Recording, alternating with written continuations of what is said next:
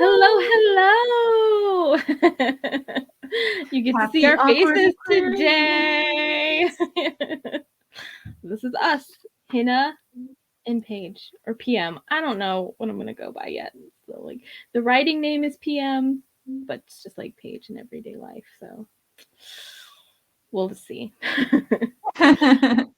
But today we are discussing Buffy the Vampire Slayer season 1, episode 5.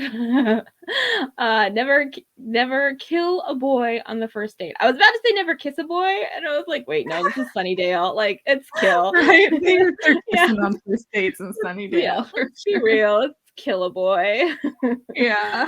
I don't kiss on the first date, but Yeah, kiss I'm on not the first Buffy the date. Vampire Slayer. So. Yeah, I may kill on the first date. I haven't decided. Well, Right? I may kill. yeah, It's we'll have to see. you. But episode 5. So season 1 was a short season, so this is kind of like a middle episode, like middle of a season episode. And from what I remember when we watched it was a little while ago. I did like it. Like, I liked this episode. Do you remember liking it? No. Like, I have no clue. If it had Angel in it, I liked it. It did. There was an angel scene, so we have that. But yeah, let's get into it. Let's just start discussing it. So it starts with like Buffy and Giles out slaying in a graveyard.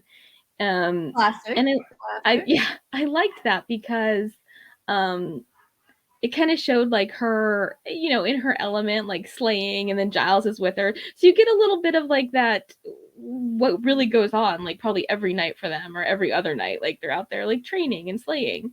Yeah, it's nice to set the stage, you know? Yeah, I want to be in that slaying world. Like, I like the Yeah, high it school gives you world. a sense of like Cute. home. Like Yeah. Giles, graveyard, slaying. Like this is your home. Like if I was in this world, I'd want to be out slaying vampires. If I had power. If not, I'm like, I'm at home after dusk. Like, forget it. But so yeah, I wouldn't want to be like Xander and no powers. No. Like, God, I could get killed so easily. I'm just like, I know. At least blood Willow's here. a witch, you know. But I would totally learn witchcraft if I was there. I'd learn something. I'm like, I'm gonna. If you were in Sunnydale, I mean, yeah. Like, you either move or yeah. I'm gonna move. I'm gonna learn witchcraft. I'm gonna find some sort of like magical book somewhere and make myself something else powerful blood that I can sit down to like Sam Winchester. Here we go. Yeah, we would be Winchesters in the Buffy universe. Like we would be driving around in my grandpa's Ranchero. Oh my God, your grandpa's Ranchero. Full of like slaying stuff. I remember when we watched Interview with the Vampire, and we were like, let's just bathe in holy water. Like, let's just drink holy water. What is it? I bathe in holy water. Lestat, I'm coming for you. Yeah. So that would be us in Sunnydale as well. What would we be doing? Bathe in holy water. They touch you. In holy water, drinking it. I would have it in like water guns at my hip. I'd be like, poof, poof, poof. I mean, there's just so much Xander and Willow could do that they don't do, and for their own survival. Have a gun that shoots stakes but also squirts holy water. I mean, like, oh my God, that would be awesome. Right? That would be awesome. Like, I'm gonna live. I am not going down because of my own inability to protect myself. Like, I'm gonna find a way. You know, when we were swimming to that buoy and I almost died. It's because we got our pajama pants wrapped around her. Not like this. I almost drowned with my pants down to my knees, and it would have been asked to the world. Well, we and I was just like comical, but if I'm gonna die, please let me die a hero, like saving a kid from a not like this. Like, we had to have our other friends save I don't mind dying as long as it's like heroic. Yeah, that was not have been. Yeah, that was scary. I was like, I've underestimated everything. I underestimated the current. I underestimated why am I wearing pajama pants? Yeah, like flannel. You had like flannel pants. I had these like weird like puffball pants on. Just but the birds ate, and there was the birds all over the floor. Yeah. Yeah. hot pink Like covered the border.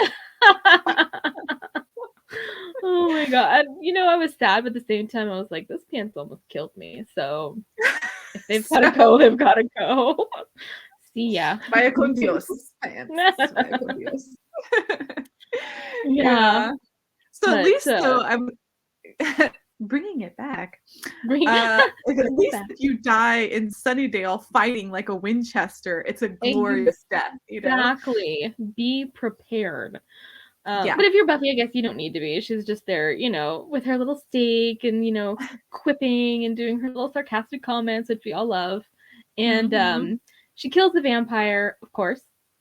And he leaves behind like this ring to this society or something. And Giles is intrigued by the ring, so it means something.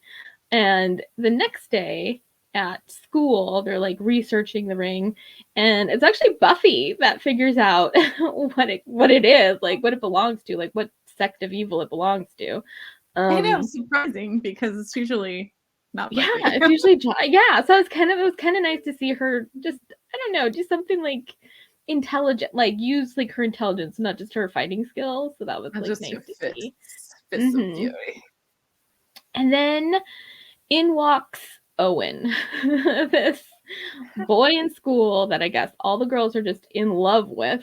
Who looks like a piece of beef jerky. He doesn't. I don't see like do I just for me at all. Like anti-libido. Wallpaper paste. That kind of, I was like, oh, this does nothing for me. And Buffy's just gaga over him, and I'm like, why, Buffy? Like, you have an angel in your life. Even Xander, I feel, is better than Owen. Like, Owen is just Xander's way better than Owen. Yeah, unless you're Cordelia. Unless you're Cordelia, but yeah, just zero personality. But yeah, like I said, Buffy just like gaga over him, and they're kind of like flirting, even though Owen doesn't really flirt. It's sort of a weird, sort of awkward flirting. But the one thing that got me, Buffy had no idea who oh god, the poet, I can't even think of her name now. Now I feel stupid. The one Owen wanted the book of, he's like, oh, Emily Dickinson. Yeah, he's like, I lost my Emily. I can't do anything without my Emily. And I was like, ugh. And Buffy didn't know who it was. Like, she's like, oh, Emily Dickens, I love her. And I was like, Buffy, like, I know you're not super book smart, but like, I think you would have at least heard of her. I don't know, like, I'm not sure. Like, my dad was like really into like books and poetry and philosophy, so I don't know if like people who didn't grow up with that know it or not. Like, I just assume. Well, and I can't help you either because it's because of your dad that I read Khalil Gibran's The Prophet. Oh, yeah. So, your dad exposed me as well when we were kids, so I would say yes, but I don't know if that's the case because in my family nobody reads. So I know. So I don't know if you come from. It doesn't seem like, it seems like Buffy's mom is smart, but maybe like not like big into like books, like that kind of thing. So yeah, so I don't know if it's like if you just like not knowing who Emily Dickinson is normal, I don't know. Right. I know when growing up, we used to love to go to Barnes and Noble. It was like one of our favorite places. That was like our playground. Like, let's go to Barnes and Noble. Borders, R.I.P. Walden Books, R.I.P. Yeah, that was always a fun time because they would have the coolest knickknacks and then all of that. Oh my god, bookstores are amazing. People need to go to bookstores more. Just like hang out, read a chapter, maybe buy so many of them are closing because of Kindle, and everything going digital. I'm like, please let Barnes and Noble hold out, please. I know. But anyway, getting back to Buffy. I know. I was like, getting back to Buffy.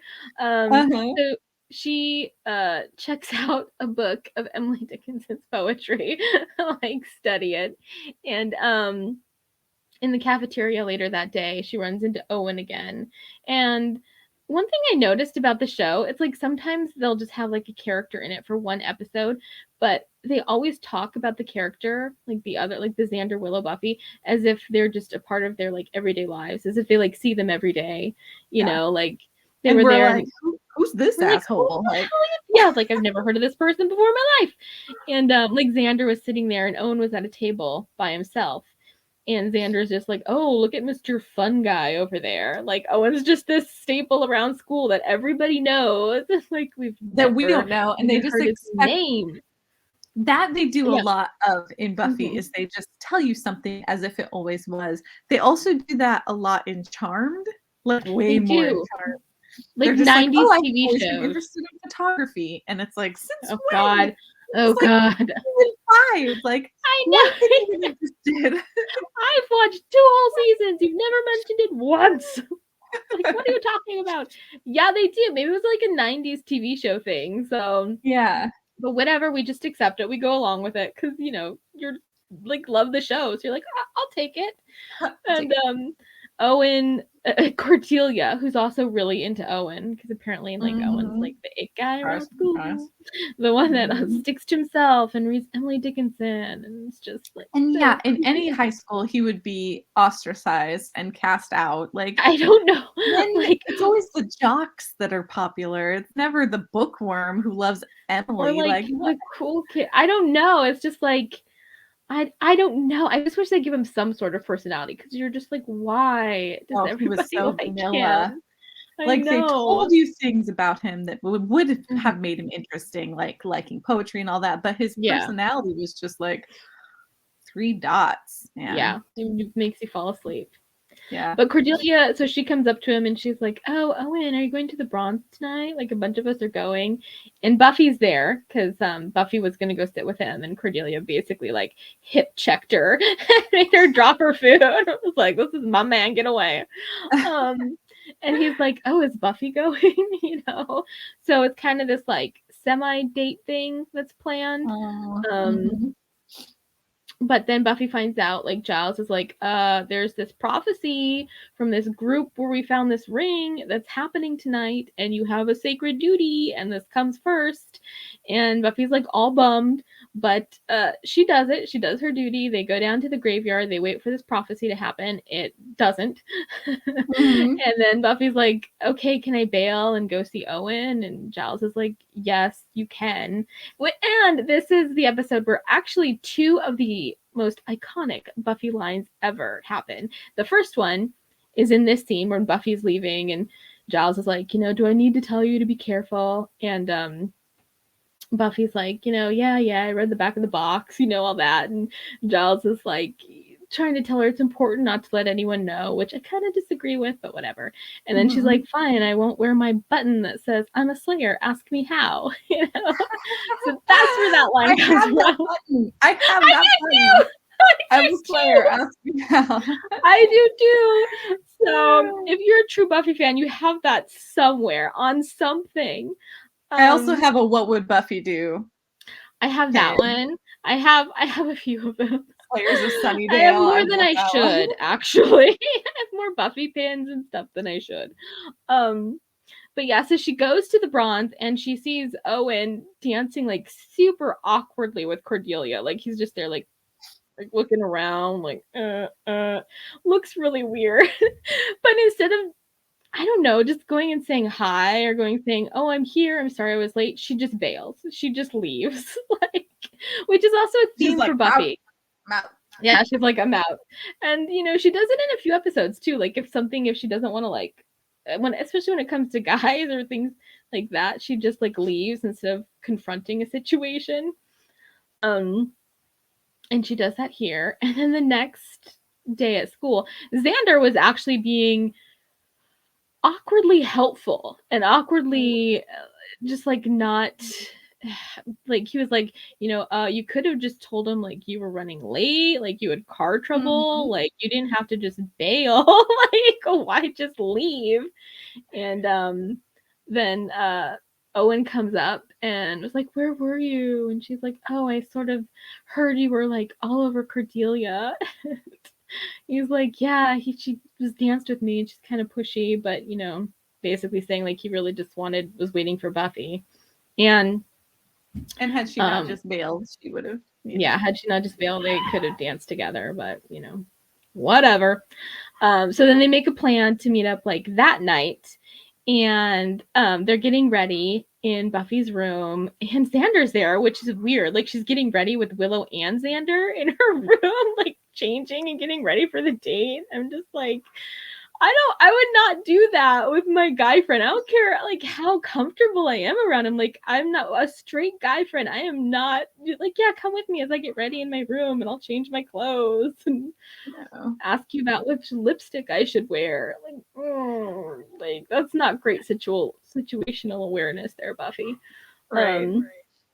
And then Owen, well, actually Giles gets there first and was like, there was this accident which happened a few scenes earlier that I didn't mention. There was like where this bus full of people were all killed by a vampire, and one was a little boy, and then one was like this like almost like evangelical serial killer guy, and they were all killed in a bus accident. But Giles is like, oh, this is suspicious, and Buffy's like, it was a bus accident, like this isn't suspicious, and I have a date and all this.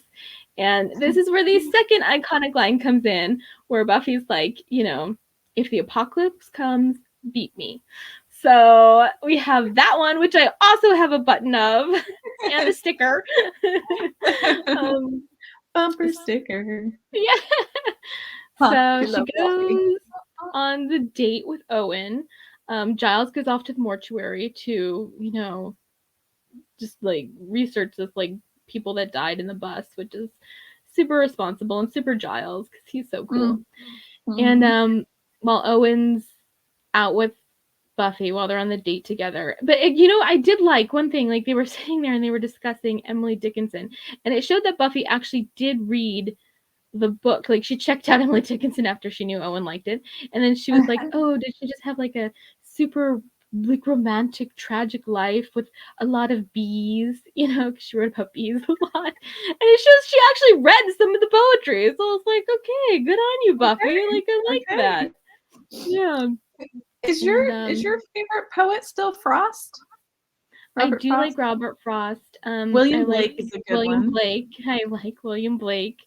Yeah, I love Rumi. Rumi's good too. I like, Pablo Neruda. I really like Pablo Neruda. Oh my god, I found him like forever ago, and some lady let me borrow her book, and then I asked her if I could buy it off of her to keep it because I love it. I need this. I want it.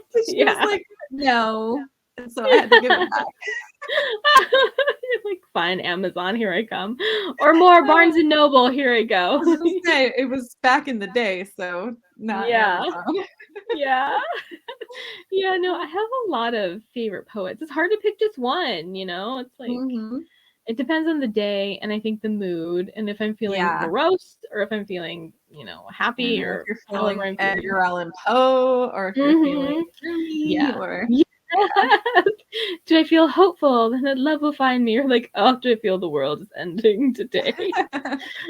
Shall the world end in fire or ice? From what I've tasted of bizarre, I hold with those who favor fire. Or if you're feeling a little like confrontational, what shall I do? But they were talking about poetry, which I liked. I liked that they were talking about poetry, and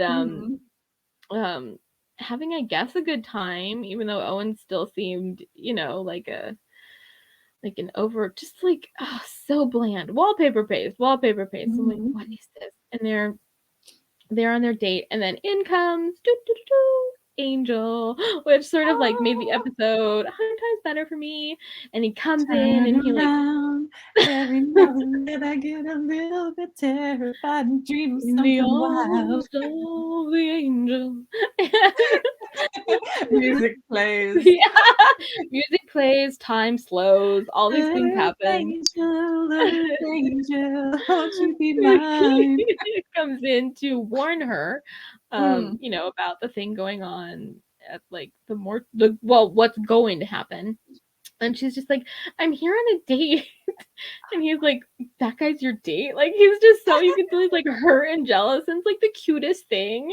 And she's just like, yes, like, why is it so hard for people to believe? I'm like, Buffy, that's not why he's upset. Like, and then when Owen walks to him, you can just tell Angel's so jealous. And it's so, it's just like, yes, that's what it should be. That's what I love. I love a little like non-possessive jealousy. Like I love that. To see jealousy, that. Yeah. Yeah, and that's what we got. And I ate it up. And then in come Buffy or Willow and Xander, because they had followed Giles to the mortuary, and all hell broke loose at the mortuary, like vampires attacked and all this, and Giles is like stuck in this the embalming room, I think, basically. So they go down to the Bronze to tell Buffy, and Buffy didn't get it at first, which I was a little like, Buffy, you come on. Like, obviously they're talking about going to the mortuary. Like, they don't want to like double date here. Like, they want you to go see Giles.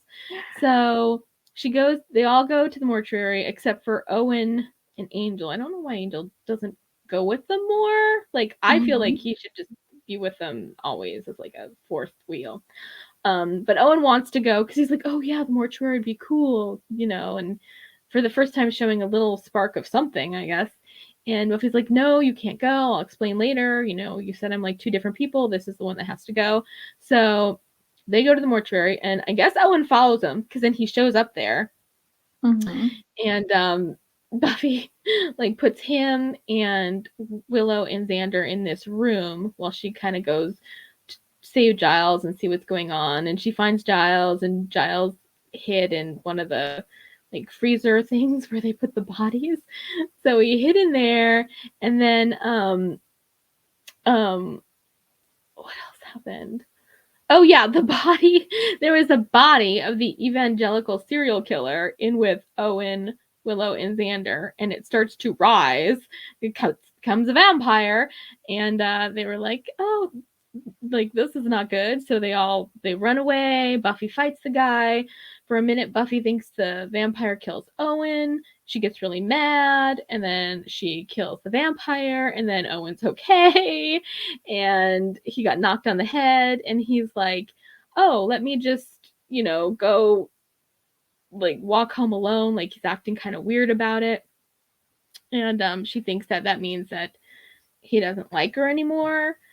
But then the next day, Owen comes to her and tells her like, oh, it was like the best night of my life.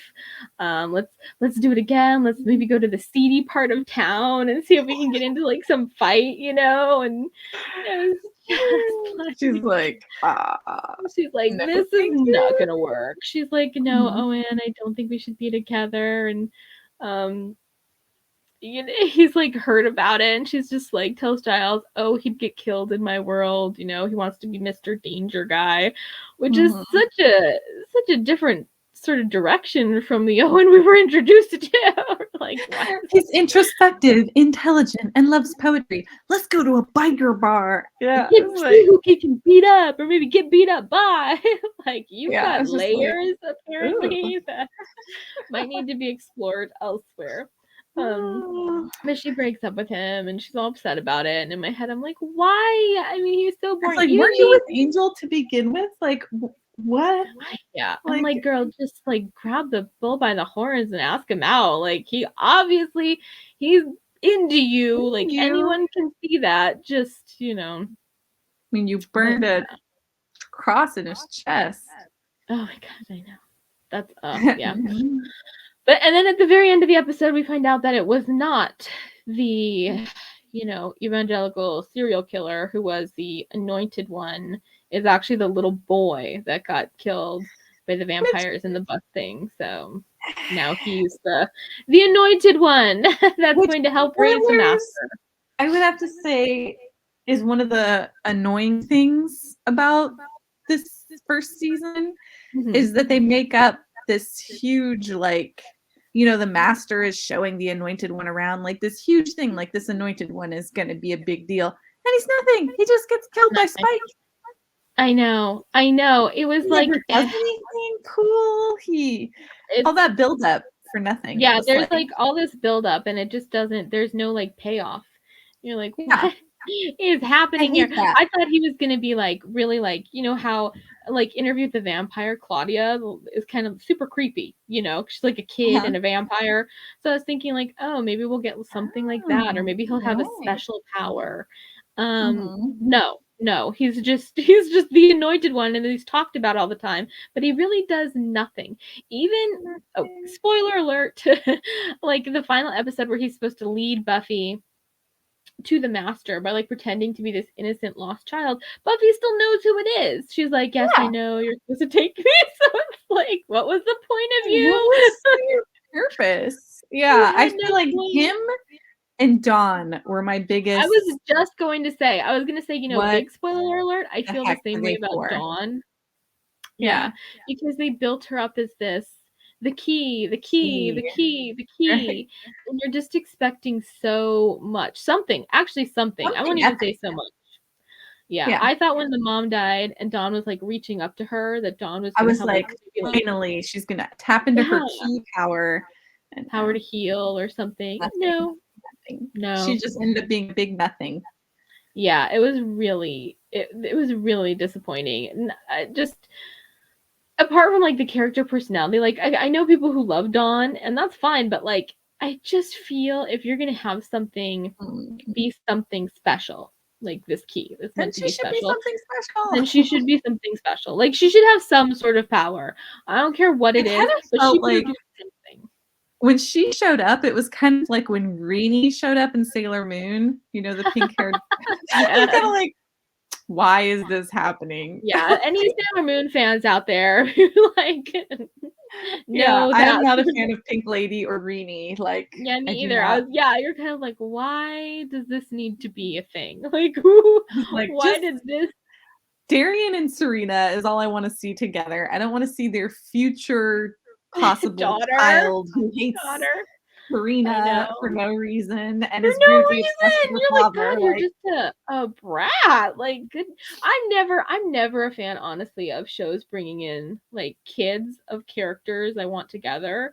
I'm like, ooh, like, why it's like if it happens organically, like along the show, they get married, have kids, whatever, you know, but if you're just like, this is from a future and we're just gonna pop it in now, it's like they did something like that with the Flash TV show, and I was like, oh no, like, why are we doing this? Like, I know time travel is possible in this world, but I don't need this. Like, I don't want to see that. Like, I don't know. Like, let's think of another storyline here. Yeah. So yeah, I don't know. But yeah, the Anointed One, super disappointing. We don't know this at the end of this, though. We're still thinking, oh, maybe he's something cool. Yeah, maybe we're still thinking at the end of this episode that he's going to do something cool. Yeah, you know, it doesn't happen. But at least we got some really good, like, we got some, like, nice, like, jealous angel. Yeah, jealous angels. We got, like, 2 of the most iconic Buffy lines ever in this episode. So we got some good little bits. We got some tasty little bits. Yeah, I think I would give it 5 bloody steaks. I think this is actually one of my favorite, like, in between sort of filler episodes, honestly. I think I'm gonna give it 8 bloody steaks. Ooh. Yeah, I liked this episode. It kept me entertained. You're 2 thumbs up. I'm here. Yeah, I know. I'm like, watch it. Not a thumbs down, but not a thumbs up either. Just in the middle. I really liked it. Yeah, I did really like it. I liked it's one of those, like, if I was rewatching season 1, it's one of the episodes I would rewatch. Like, if you're just picking and choosing, you're like, oh, I'll skip that one. I'll watch this one. This is one that I would watch. Gotcha. Yeah. So that is our review of Buffy the Vampire Slayer. Thank you Never for joining kill a boy on a first date. Thank you for joining us. And we will be here soon talking about the next episode, which is The Pack, which I did not like at all. Spoilers! Spoilers! The bloody steaks are going to be sparse on that one. Yeah! Be lucky to find 1 or 2. All right, so bye!